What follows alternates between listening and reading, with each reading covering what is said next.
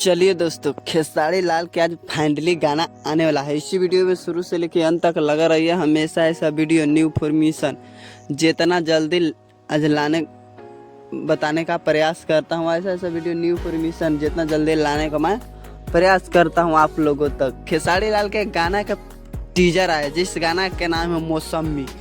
वो वायरल टोपी पर ही गाया गया खेसारी लाल गाए हैं और करिश्मा कक्कर दो से मेल और फीमेल दोनों के आवाज खेसारी लाल और करिश्मा कक्कर।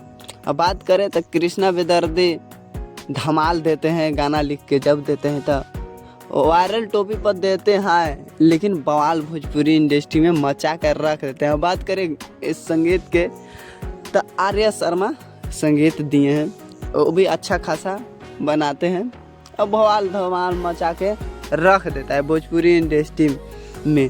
बात करें गाना कब आएगा तो गाना आज ही आएगा 6 तारीख के। धमाल और बवाल भोजपुरी इंडस्ट्री में मचा कर रख देगा और हमेशा ऐसा वीडियो न्यू इन्फॉर्मेशन जितना जल्दी लाने को मैं प्रयास करता हूँ। पूरा वीडियो देखने के लिए आप लोगों को धन्यवाद।